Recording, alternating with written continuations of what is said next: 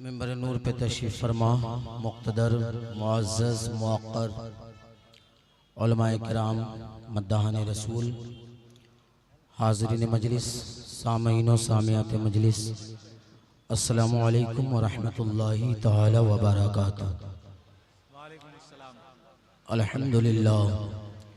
अल्हम्दुलिल्लाहि रब्बिल आलमीन वल आक़िबतु लिल मुत्तक़ीन वस्सलातु वस्सलामु अला सय्यदिल अंबियाइ वल मुरसलीन व अला आलिहि व अस्हाबिहि व अज़वाजिहि व औलियाए उम्मतिहि अजमाइन अम्मा बाद। फ़क़द क़ाल अल्लाहु तबारक व तआला फ़िल क़ुरानिल मजीद वल फ़ुरक़ानिल हमीद फ़अऊज़ु बिल्लाहि मिनश शैतानिर रजीम बिस्मिल्लाहिर रहमानिर रहीम क़ू अनफुसकुम व अहलिकुम नारा वक़ूदुहा अन्नास वल हिजारा आमन्तु बिल्लाहि सदक़ल्लाहुल मौलानाल अज़ीम व सदक़ रसूलुहुन नबियुल अमीनुल मुबीनुल मतीनुल करीम व नहनु अला ज़ालिका लमिनश शाहिदीना व शाकिरीन वल्हम्दुलिल्लाहि रब्बिल आलमीन। अज़ीज़ान गिरामी वक़ार, बाद नमाज ऐशा से लेकर अब तक आप हज़रात यहाँ बैठे हैं, ना तो मनक़बत के अशआर समात कर रहे हैं। बड़ी कामयाबी के साथ आज का ये 13वां सालाना फैज़ान पंजतन कॉन्फ्रेंस हज़रत अल्लामा मौलाना ग़ुलाम आसिम मिसबाही साहब क़िबला की सदारत और हज़रत अल्लामा क़ारी मुश्ताक़ रज़ा फैज़ी साहब की सरपरस्ती में अपनी मंजिल की तरफ रवा दवा है। और इस साल अल्हम्दुलिल्लाह भारत के टॉप नक़ीब में जिनका नाम आता है, फैज़ान पंजतन कमेटी के ज़िम्मेदारों ने उनका इंतखाब किया है, जिसे ज़माना अल्लामा सिराज ताबानी के नाम से जानता है। नक़ाबत का फ़न बहुत अच्छा और बहुत प्यारा फ़न है, मगर जब किसी किसी के ऊपर इस नक़ाबत का भूत सवार हो जाता है तो फिर उसकी अक्लें बर्बाद होने पे मजबूर हो जाती है।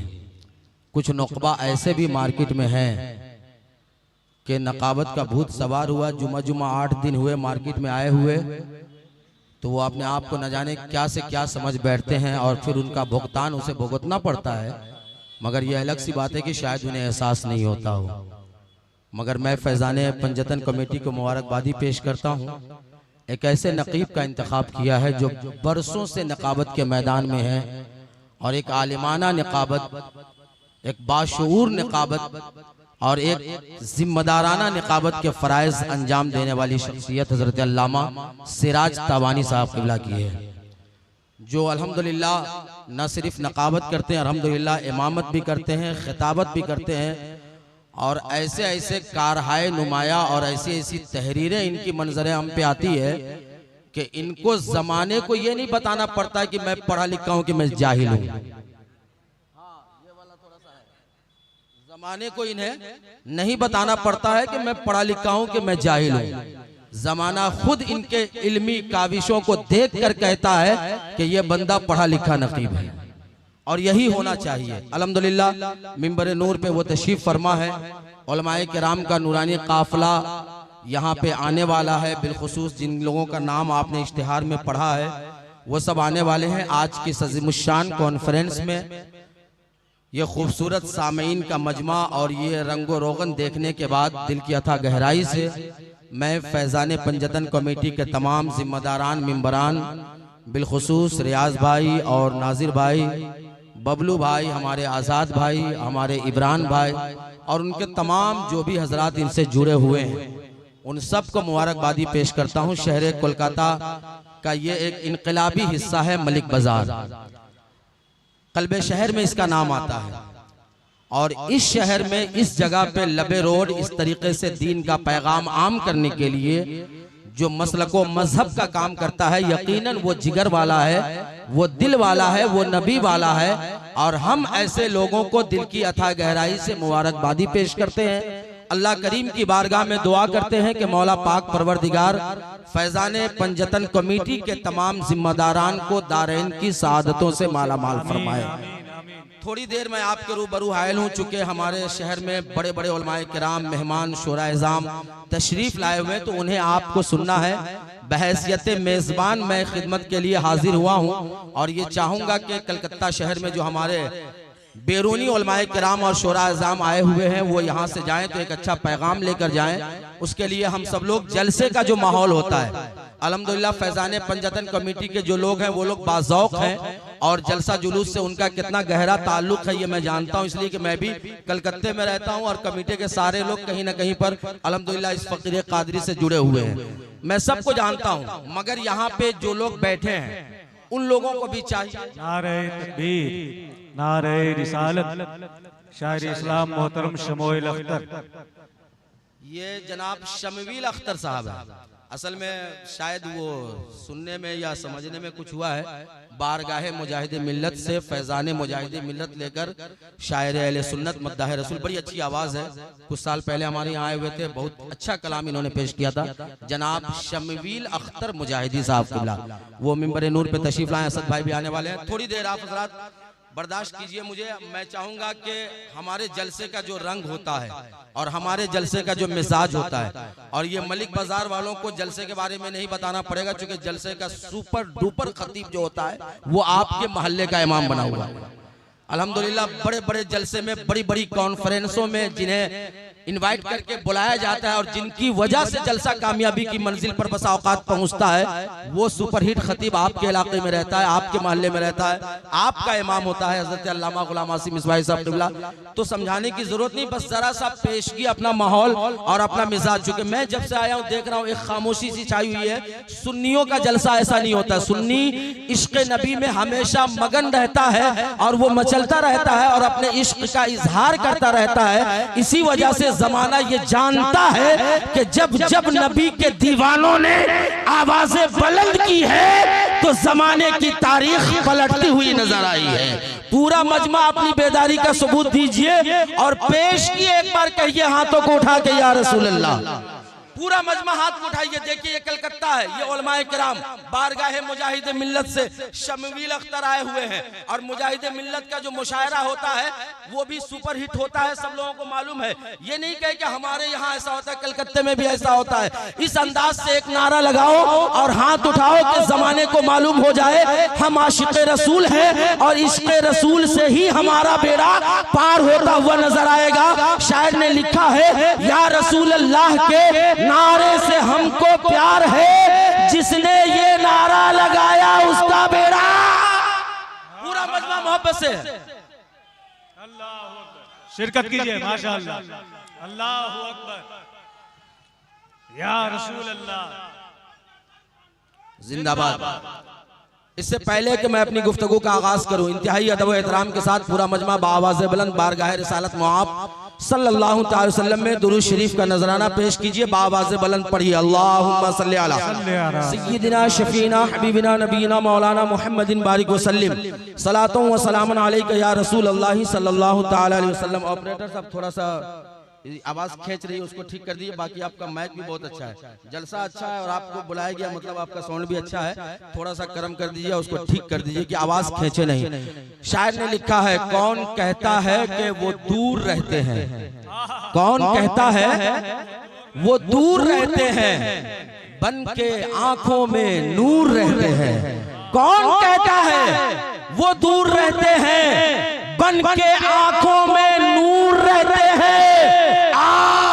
जन्नत तवाफ कर मेरा, मेरे दिल में हुजूर रहते हैं, मेरे दिल में हुजूर रहते हैं। आज जो मुल्क के हालात है, अल्लामा शेरास्तावानी ने शेर सुनाया आपको, मगर सिर्फ शेर से और सिर्फ अशआर के जरिए हमें कामयाबी नहीं मिलेगी।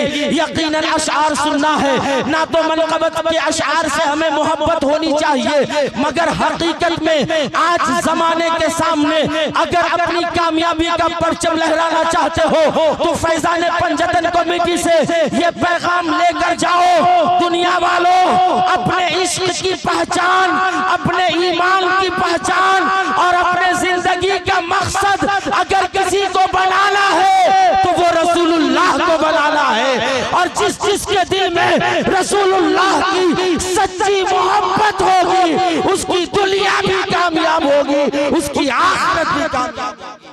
आज जमाना अभी कुछ दिन पहले बहुत ट्रेंडिंग में चला था, आई लव मोहम्मद पर आवाज उठी थी और सारे लोगों ने इस पर जो है पूरे भारत ही में नहीं पूरी दुनिया पे इस पे जो है कमेंट किया गया, इसके बारे में बातें की गई। मगर मैं बड़ी जिम्मेदारी के साथ आज के इस फैजाने पंजतन कॉन्फ्रेंस से ये पैगाम देना चाहूंगा। हमने कमेंट किया, बड़ी अच्छी बात है, हमने एहतजाज किया, बड़ी अच्छी बात है, हमने जुलूस निकाला, बहुत अच्छी बात है, मगर क्या हकीकत में हमारे दिल में आई लव मोहम्मद है या नहीं, हमारे दिमाग में आई लव मोहम्मद है या नहीं? और ज़हन को करीब करो, आज हमारा मुस्लिम तबका तबाही की तरफ जा रहा है, बर्बादी की तरफ जा रहा है। मुस्लिम कौम का बच्चा जिसकी तालीम और जिसका मिजाज इकरा है, जिसे तालीम से इस कदर प्यार होना चाहिए कि रसूलुल्लाह ने फरमाया इकरा, पर अल्लाह ने फरमाया इकरा पढ़ो, ये मुसलमानों की तालीम है,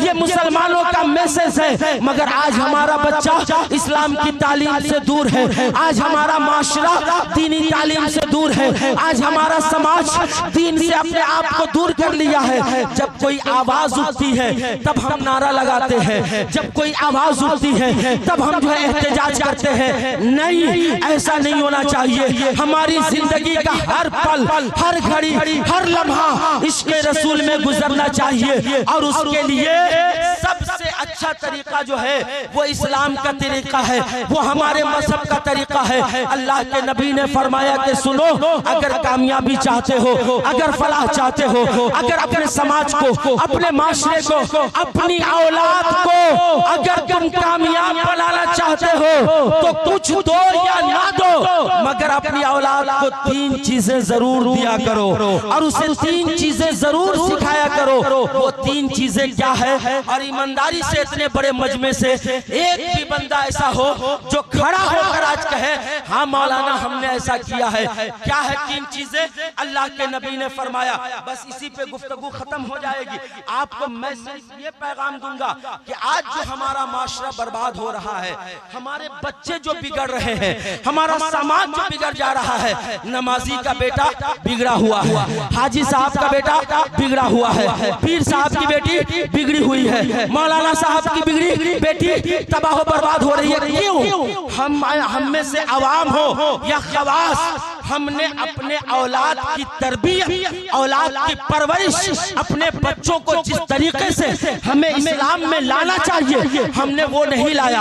हमने बच्चों के खाने की फिक्र की है, हमने बच्चों के जॉब की फिक्र की है, हमने बच्चों के बंगले और गाड़ी की फिक्र की है, मगर हमारे बच्चों को जिन चीजों की तालीम देनी चाहिए हमने उसकी फिक्र नहीं की है। इसी की वजह है कि आज हमारा समाज बर्बाद हो रहा है। समाज किसी आसमानी मखलूक का नाम नहीं है, समाज हमारे माशरे के लोगों से मिलकर बनता है, माशरा इंसानों से बनता है। अगर इंसान अच्छा है, लोग अच्छे हैं तो माशरा भी अच्छा होगा, समाज भी अच्छा होगा, सोसाइटी भी अच्छी होगी। और जब सोसाइटी के लोग तबाह होंगे, हमारी सोसाइटी, हमारा मजहब, हमारा माशरा, हमारा समाज ये कभी कामयाब नहीं हो सकता है। इसलिए जरूरत है हम अपने आप को संभाले। आओ मैं आपको बताऊं, ऐसा मत सोचिएगा मौलाना ये क्या बोल रहा है। मौलाना वही बोल रहा है जिससे आपको फायदा होने वाला है। अभी मैंने जिस आयत को पढ़ा, कू अनफुसकुम व अहलिकुम नारा वक़ूदुहा अन्नास वल हिजारा,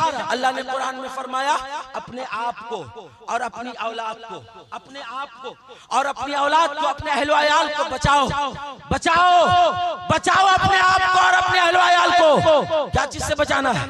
गाड़ी के एक्सीडेंट से नहीं। क्या चीज से बचाना है? बिजली के करंट से नहीं। अल्लाह तबारक व तआला ने कुरान में फरमाया अपनी औलाद को बचाओ जहन्नम की आग से, जहन्नम की आग से अपने आप को और अपने अहलो अयाल को बचाओ। वो आग जिसका ईंधन अल्लाह ने इंसान और पत्थरों को बनाया है, मगर आज हम खुद तबाह हो रहे हैं। हम खुद बर्बाद हो रहे हैं, हम खुद अपने आप को जहन्नम के हवाले कर रहे हैं, तो हम अपनी औलाद को क्या खाक बचाएंगे?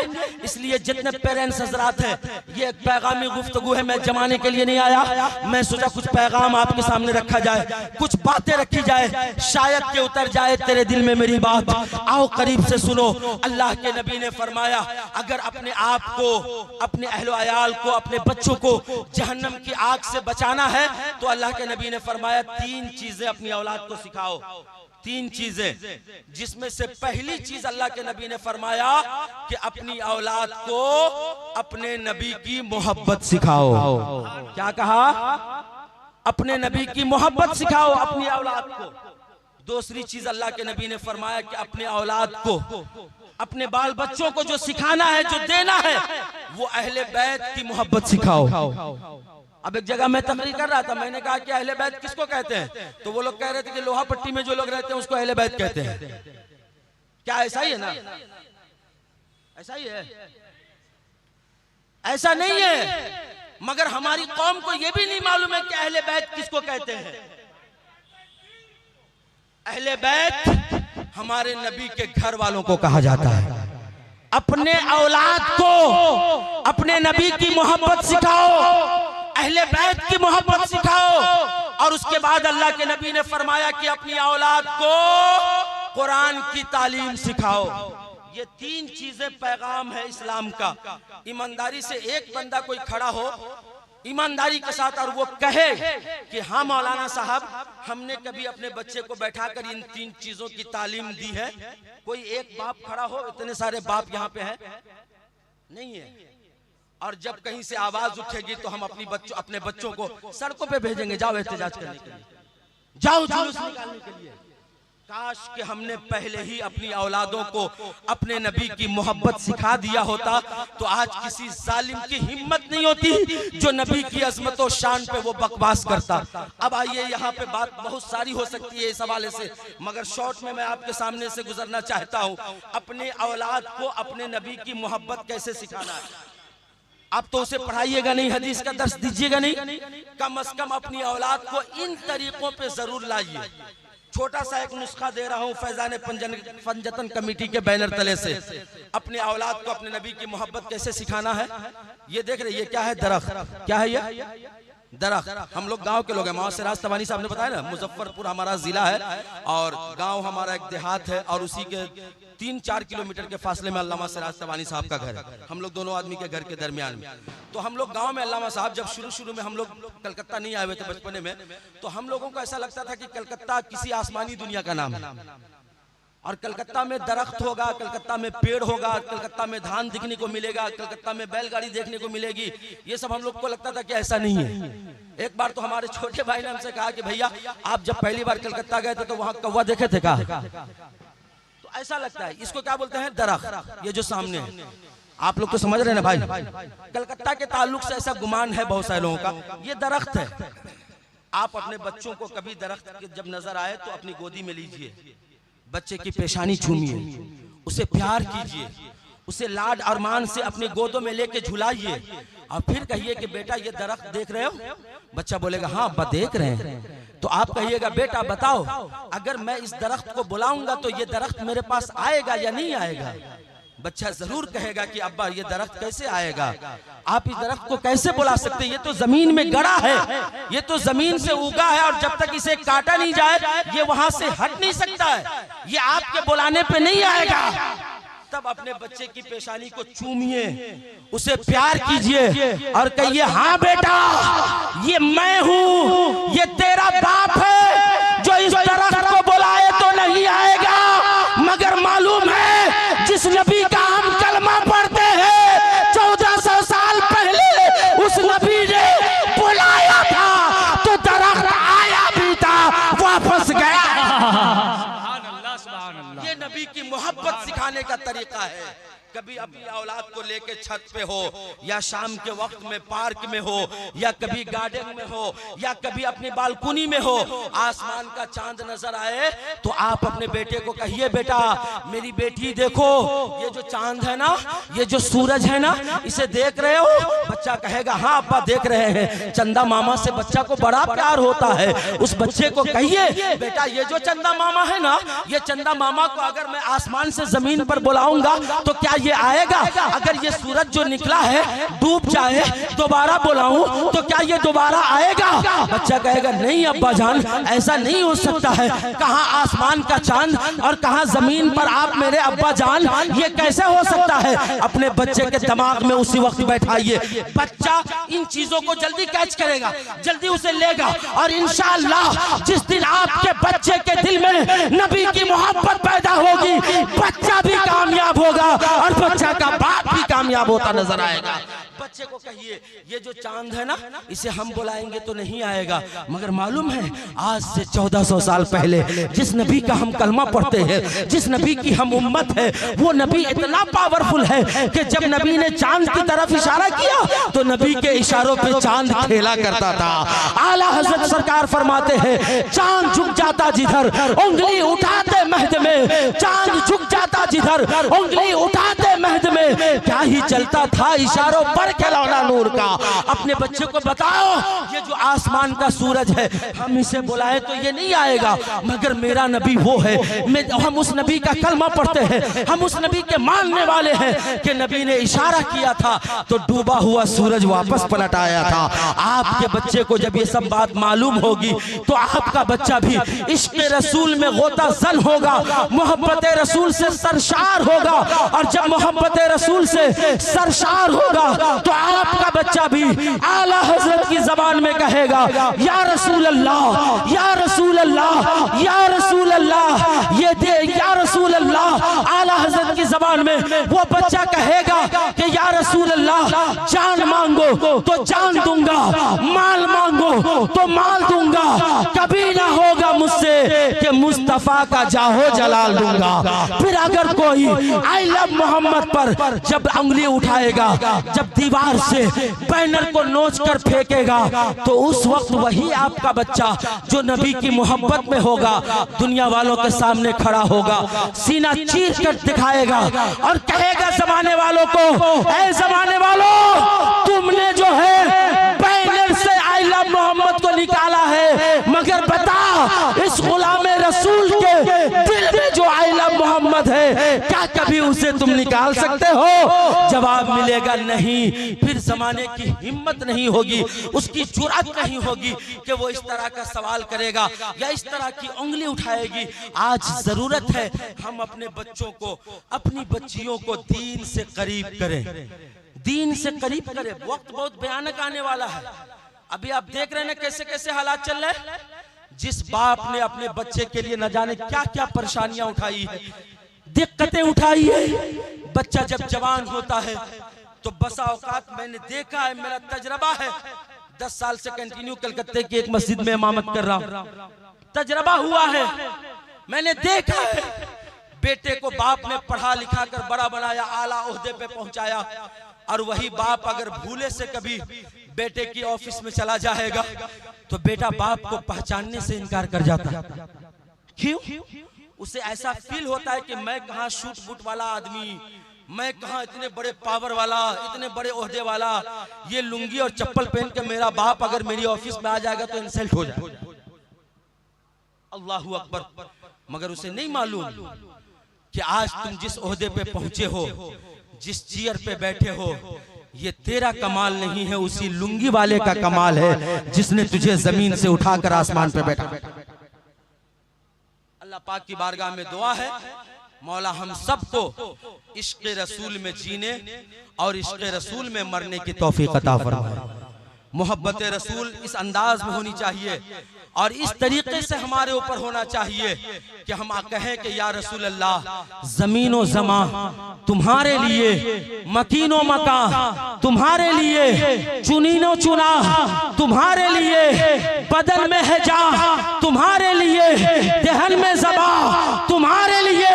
या रसूल अल्लाह, हम आए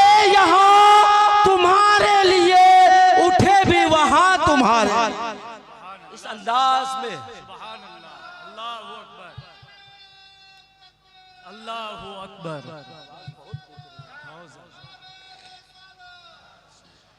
इन्हीं चंद जुमलों के साथ इंशाअल्लाह हयात बाकी रही, मोहब्बतें साथ रही, आता रहूँगा, आपकी खिदमत करता रहूँगा। अभी हमारे मेहमान लोग जो आए हुए उन्हें मौका दिया जाए। अल्लाह पाक हमारे आपकी हाजिरी को कबूल फरमाए। फैज़ान पंजतन कमेटी के तमाम मेंबरान को अल्लाह ताला दारैन की सआदतों से माला माल फरमाए। आइए हम सब लोग मिलकर एक बार इस्तग़फ़ार पढ़ें। अस्तग़फ़िरुल्लाह रब्बी मिन कुल्लि ज़म्बिन व अतूबु इलैहि, ला इलाहा इल्लल्लाहु मुहम्मदुर रसूलुल्लाह। अस्सलामु अलैकुम व रहमतुल्लाह।